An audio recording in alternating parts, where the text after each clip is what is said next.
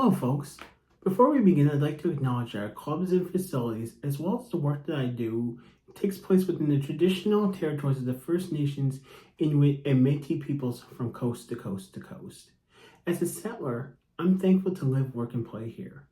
As privileged advocates and agents of change, we need to recognize that we all have the responsibility to work towards truth and reconciliation and to remain open to suggestions and consultations, especially with local Indigenous communities, on how we can repair harm and restore balance. Now, here's the thing about land acknowledgements. They're merely words. I've been reading this book called Unreconciled by Ojibwe author Jesse Wente, and he speaks often about how we as Canadians struggle with the truth of our history with Indigenous communities, let alone reconciliation. Land acknowledgements alone are not an act of reconciliation. We need to ask ourselves, how do we take these words and put them into action? How can we begin to have meaningful conversations with Indigenous communities so that they can be heard and recognized all across our country? I always like to give a challenge every time I read a land acknowledgement. My challenge to you today is to start by reading the Truth and Reconciliation calls to action and then determine how many of them we can implement within our facilities. Actions 87 to 91 are specifically related to sport, so let's start there.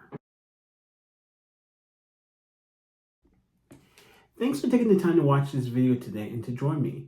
My name is Andrew Paris. I use he, him pronouns, and I live in Mi'kma'ki, the traditional and unceded territory of the Mi'kmaq people, part of which is commonly referred to today as Nova Scotia. Now, the water does not discriminate. Our boats do not discriminate. But we as people sometimes do discriminate. Oftentimes, it's unintentional, but we must never forget that a space that is not inclusive is not a safe space for everyone. The goal of this video today is to provide you with some tools and resources that you can use to ensure that everyone feels a sense of belonging at your club or facility. So, what are we going to talk about today? We're first going to dive into the difference between being a non versus anti. We're then going to talk about what is equity, diversity, and inclusion. We're going to talk about understanding our own bias and privilege. We're then going to get into what is allyship.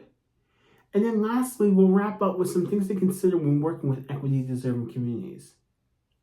A really quick note before we dive into things. Today we're going to do some unlearning. As sport leaders, we often ask our participants or athletes to step outside their comfort zone as part of the learning process or to improve. But we know that stepping outside of our comfort zone can be uncomfortable. But today I encourage you to get comfortable being uncomfortable. Do not run away from that discomfort. Ask questions about the discomfort. Go deeper than one-word answers. Sit in that discomfort and ask yourself, why is it that this conversation is making me uncomfortable? And then go from there. So what's the difference between being non versus anti? For this next part, I'm going to use racism as the example, but we can replace the word racism with discrimination, sexism, homophobia, anti-Semitism, all kinds of different isms really. The difference between being non-racist and anti-racist lies in the level of engagement and action that one takes to address and combat racism. We can all be good people, but if we see something racist that takes place and say or do nothing, in a way, through our inaction, we are condoning that behavior, and that's obviously something that we do not want to do. Being anti-racist involves actively opposing racism, in this case, in all of its forms.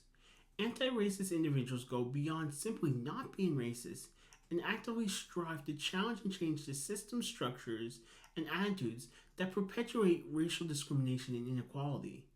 They take a proactive stance by educating themselves, engaging in difficult and sometimes uncomfortable conversations, and actively working to dismantle racism at both the personal level and societal levels.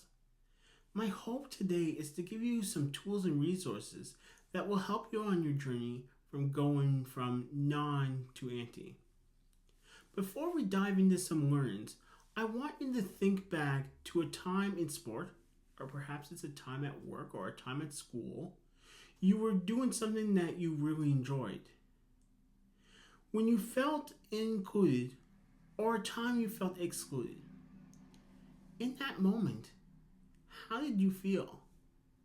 What were your emotions or feelings, both positive or negative? Feel free to take a moment and pause this video if you like. The reason why I ask that is because we all carry an invisible backpack, if you will.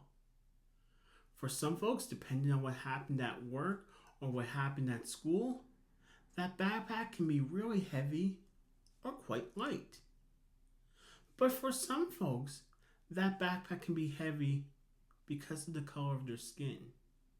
For some folks, that backpack can be heavy simply because of who they love.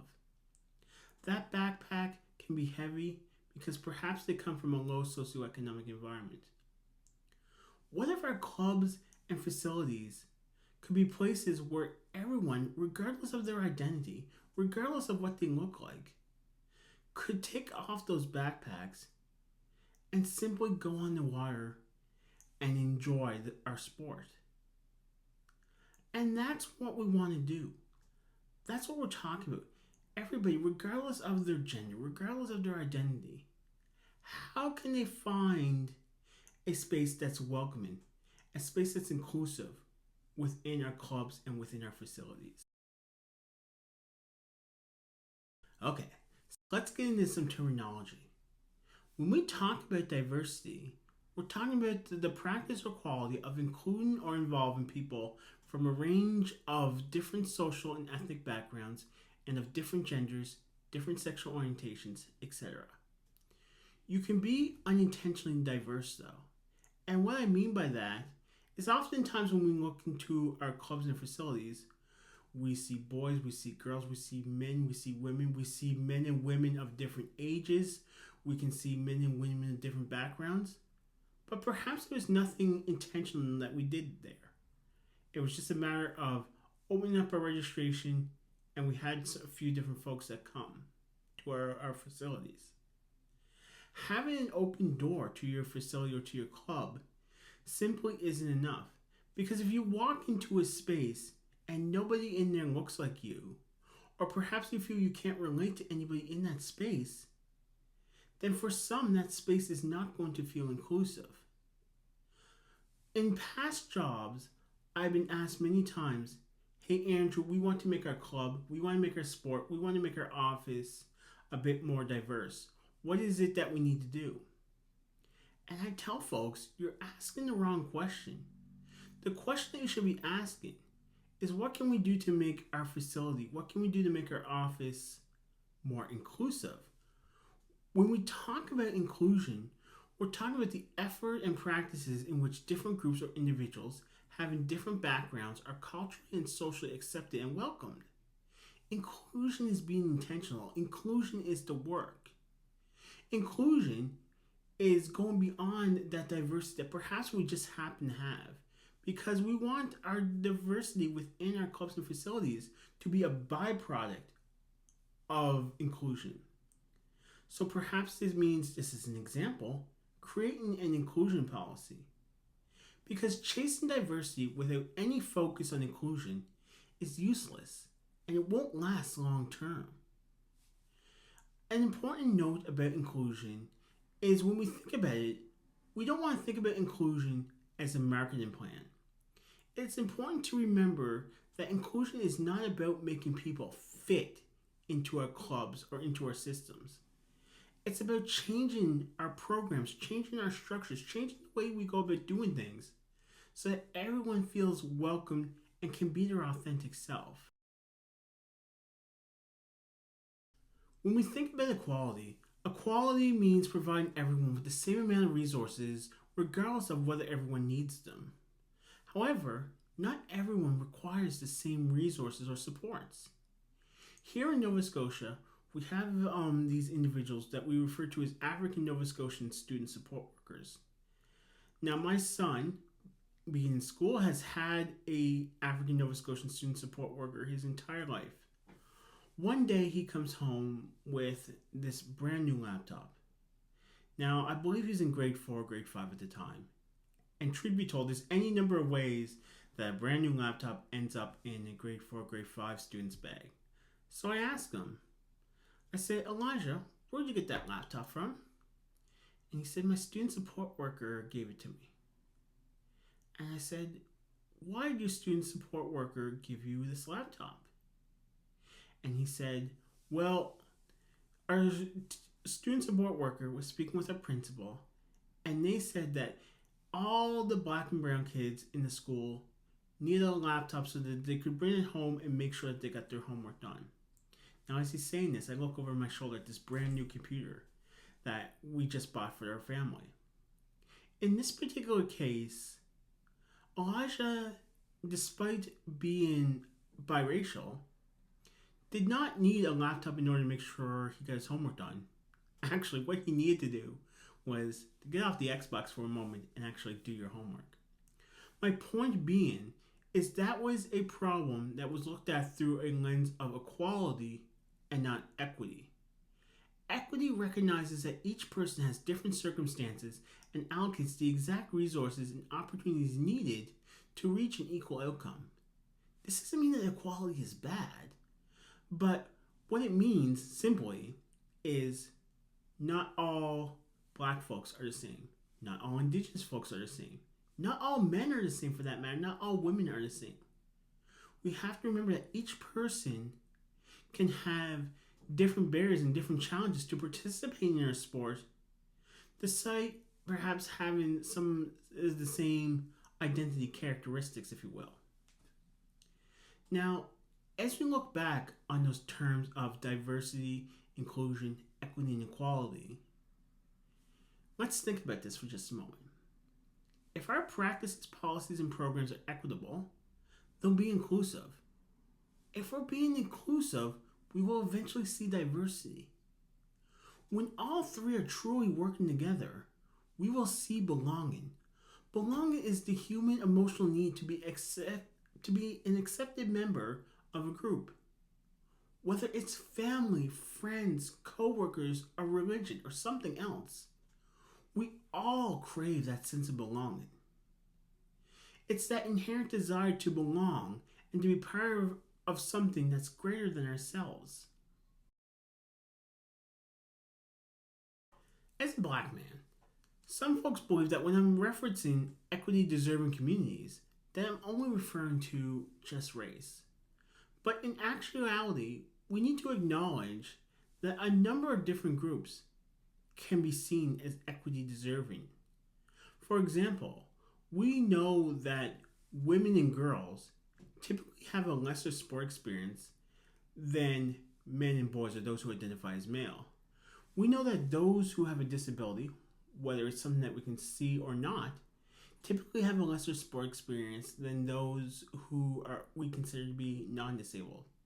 We know that those from the 2S LGBTQIA plus community typically have a lesser sport experience than those who are considered straight. We know that those who come from low socioeconomic environments typically have a lesser sport experience than those who don't. So when we talk about equity-deserving communities, it's more than just race. It's more than just what we see on the surface. When we talk about intersectionality recognizes that individuals hold multiple social identities and that these identities can interact and intersect, leading to unique experiences and sometimes different forms of discrimination or privilege. Now, what does all that mean? What that means, for example, is that a black boy can have a different sport experience than a black girl, or in this case, perhaps face different barriers. That black girl can have a different experience and face different barriers than a black girl who identifies as a lesbian. That black girl who identifies as a lesbian can also have different experience or face different barriers than a black girl who identifies as a lesbian who also comes from a low socioeconomic environment. What this ultimately means is that when we talk about how to dismantle barriers or challenges for equity deserving groups, we don't treat everybody the same. We have conversations with the communities in which we're trying to serve and work to break down barriers across all sports. And again, most importantly, recognize that not all barriers are the same based on an individual's identity. So, what is bias? Bias is a tendency to believe that some people, ideas, etc., are better than others, which usually results in treating people unfairly. Now, we all have biases. They can show up differently depending on the situation, our past lived experiences, or our initial reactions depending on how others show up. There's many different types of biases, but I want to focus in on a couple today. The first type of bias I want to focus in on is explicit, which refers to the attitudes and beliefs we have about a person or group on a conscious level. Most times, these biases and their expression arise as the direct result of a perceived threat. Now, the justification of this bias is irrelevant. What do I mean by that? Perhaps you've seen the show called Law and Order, or the many iterations of Law and Order. My mother, she's a huge fan of the show. And I'll never forget this story that she told me once upon a time, that in the early days of this particular show, if there was a person of color in the episode, it meant one of two things. It meant that either that racialized individual was the criminal, or B, they were closely related to the criminal. Now, perhaps your only interactions with racialized individuals have come from what you've seen in Law and Order.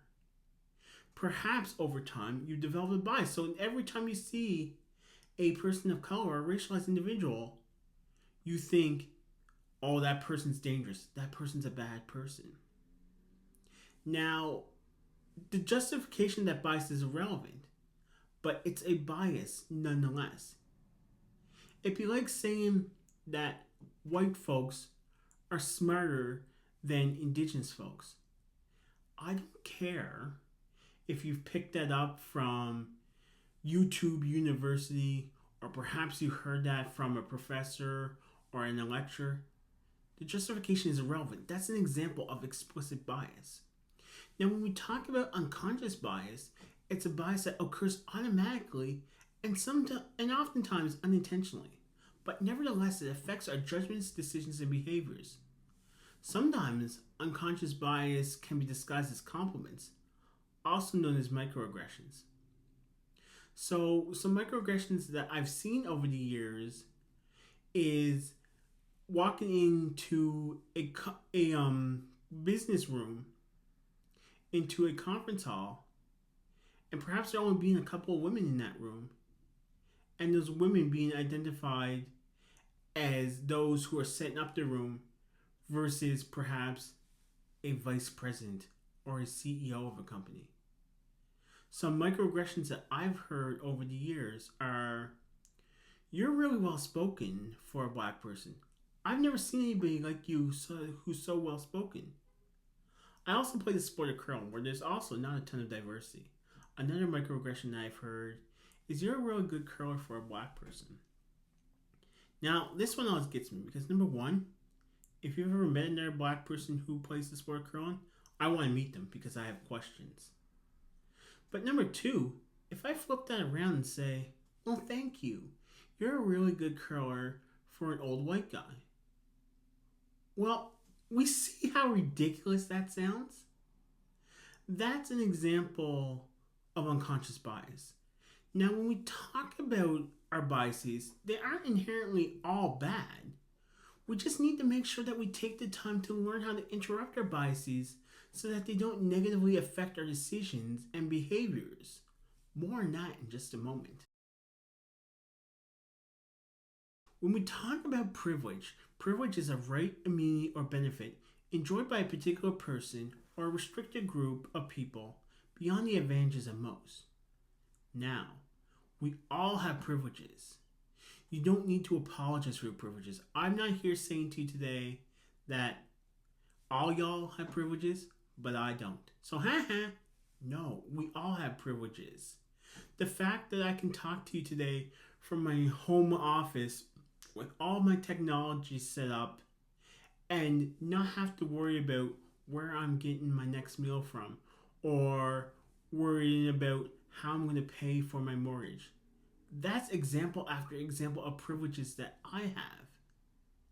You need to be aware of the privileges and your biases that you have to provide an open and inclusive environment for all of your stakeholders, all of your members, in your entire community. Once you're aware of your bias and privileges, we can come up with a strategy on how to manage them or how to mitigate them. Now, it's important to note about privilege. Having privilege does not mean that an individual is immune to life's hardships, but it does mean having an unearned benefit or advantage one receives in society by nature of their identity. Now, let's get into countering our bias and privilege. In a past life, I had the pleasure of being the technical director for Nova Scotia Curling. And in working with our provincial junior teams, we had a mental performance consultant who worked with us. In this particular case, or in this particular year, her name was Tina. And I'll never forget one thing that Tina would tell our teams. Tina would say, if you can identify the stressors and the barriers or the challenges that you face when you're about to throw a shot, perhaps when you miss a shot, then we can come up with a plan on how to deal with them and how to mitigate them. And I believe the same is true for our bias and privileges. If we can name them and understand them and acknowledge them, then we can come up with a plan on how to mitigate our bias and privileges. When we talk about bias, it's not about eliminating it. That's impossible to do for a number of different reasons. But when it comes to being more welcoming or inclusive, we need to get into the habit of countering or interrupting our bias. Some things to consider. First, we need to notice and accept our bias and privilege. Take time to notice them, because once we can name them, like we talked about a moment ago, we can accept them and begin to deal with them. Next, we need to take personal responsibility. Knowing our bias and privileges is one thing, but taking the personal responsibility to change or unlearn our previous ways of thinking, that's turning acceptance into action, and this is where real change begins. Next, we can go in and learn it. When we educate ourselves about issues of equity, diversity, and inclusion, we then learn more about the role that we play, both personally and professionally, and what we can do differently. We can then make a plan. And once we make it through those first three pieces that we talked about, we can make a plan with the idea of the plan changing our habits and our practices. It will feel very uncomfortable at first, but it will then get easier over time. Back during the pandemic, I think specifically back to 2021, we saw a number of professional sports teams start to do land acknowledgements before the start of their game. And I can remember looking on social media, and that was super controversial at the time. And some sport organizations took a lot of hate and took a lot of backlash from their fans from doing that. But now when we look at land acknowledgements that professional sports teams do 3 years later, it's no longer a big deal. So let's ask ourselves, what are some of the changes that we can make today that when we look back in a year or we look back in 2 years are no big deal? And lastly, before we go on to allyship, another way that we can help mitigate our bias and privilege is becoming the king or queen of questions. And what I mean by that is asking open-ended questions to interrupt our own bias and privileges. Asking questions And listening to the response without judgment shows empathy and also enhances our ability to learn. Let's take some time now to talk about allyship. And let's start with a definition. Allyship is someone who advocates or actively works for inclusion of an equity-deserving group, but is typically not a member of that group. When we look at allyship, we can divide it into two different categories, if you will. We have performative allyship and we have active allyship. Performative allyship is done to increase one's social capital versus committing to furthering a cause or supporting that group.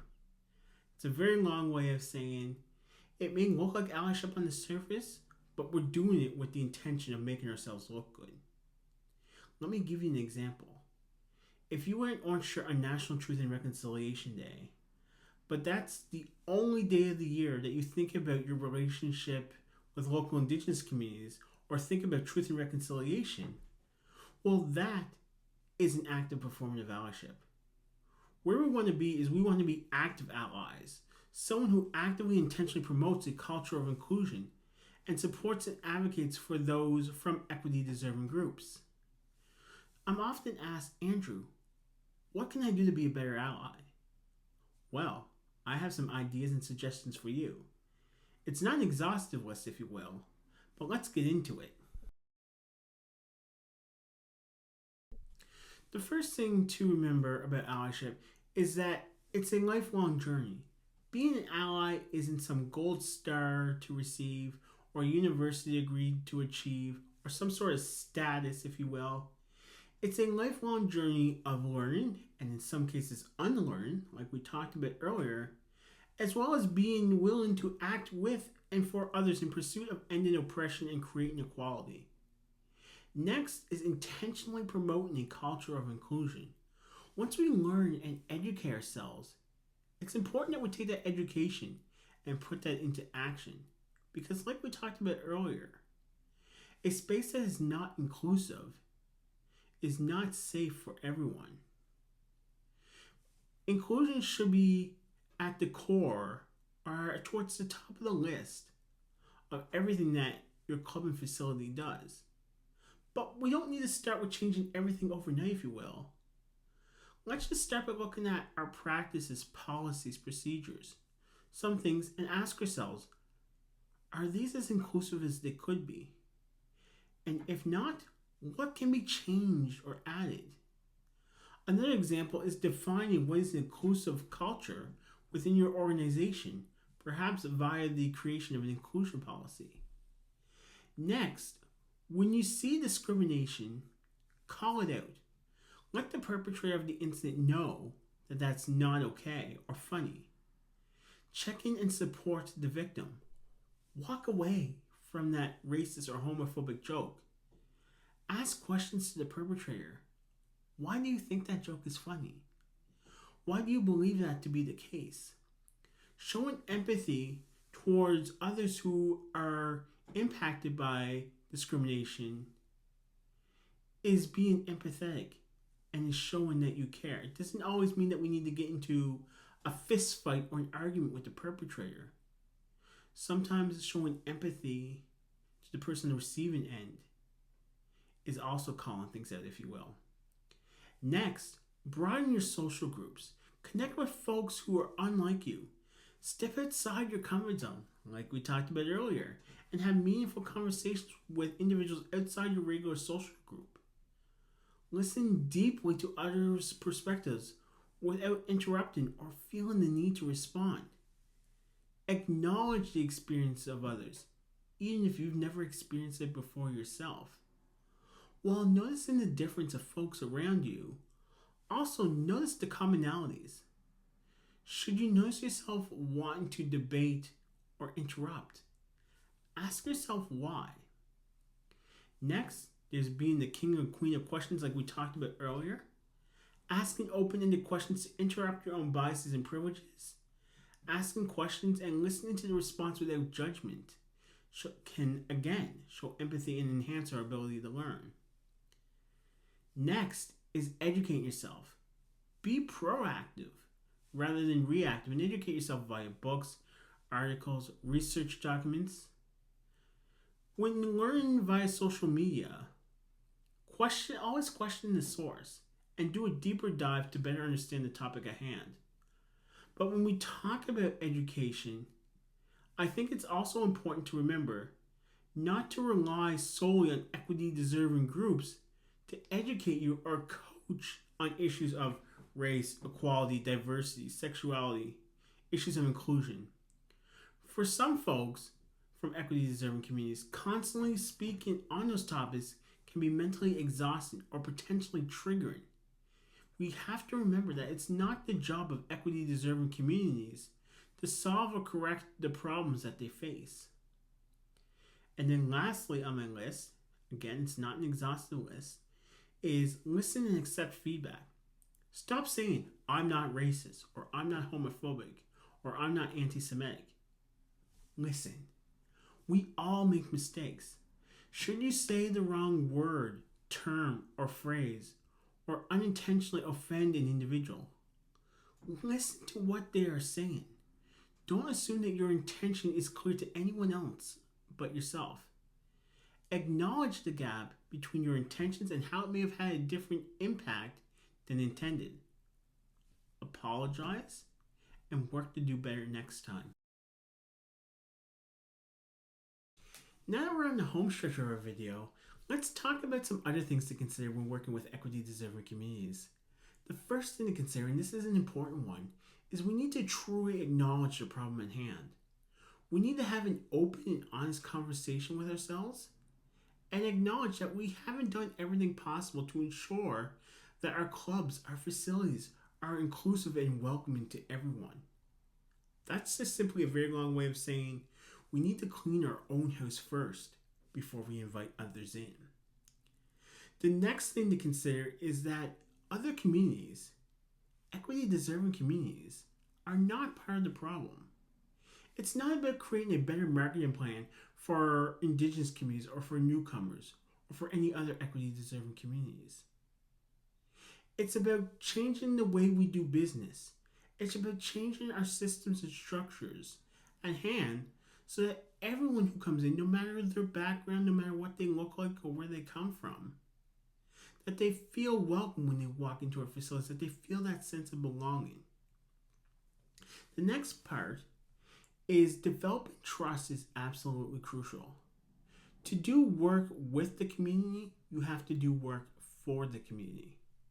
My grandmother, who lives in East Preston, a large Black community that's part of Halifax, Nova Scotia, she talks to me often about how every February 1st, at the start of Black History Month, so many organizations, including sport organizations, come into the community to want to do work with the community. But when March 1st comes, they leave the community just as quick. That's not developing trust. That's checking the box. And the last thing that we want to do is check a box. We want to develop trust with the community and acknowledge the fact that it's going to take time to develop trust with the community. When we created the Black Rock Initiative, we developed a relationship that took 8 to 9 months to develop with the local indigenous community before we even considered doing programming or putting up a poster.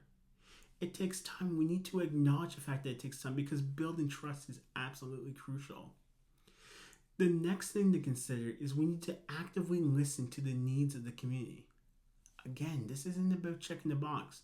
This isn't about just repackaging programming that we've offered elsewhere or perhaps at our clubs and facilities and bringing it to another community. At the end of the day, so long as Susan, Peter, Emily, or Sean doesn't hurt themselves or somebody else, what difference does it make if we offer a program or build a program that's completely different than anything else we've ever offered? And then lastly, and this isn't an exhaustive list by the way, we need to accept the fact that feedback may not come immediately. When we try something new, when we try something a bit more inclusive, especially if it's a program, it may not be successful the first time. It may not be successful the second time. But failure isn't an endpoint. We want to fail fast and fail forward. Every time we hit a stumbling block with one of our programs, we don't just scrap it and never do it again. We get feedback from what happened, and we take that feedback and we build it into the next iteration of our program. And then we try it again. It's like a loop. Every time we try something, we gain feedback. We look for feedback, whether that's through surveys, whether that's just through simply talking with our participants. And then we take that feedback, build it into our programs, and then do it again. Thank you so much for taking the time to join me today in this important conversation about how we can make our clubs, our facilities, and our entire sport more inclusive for everybody.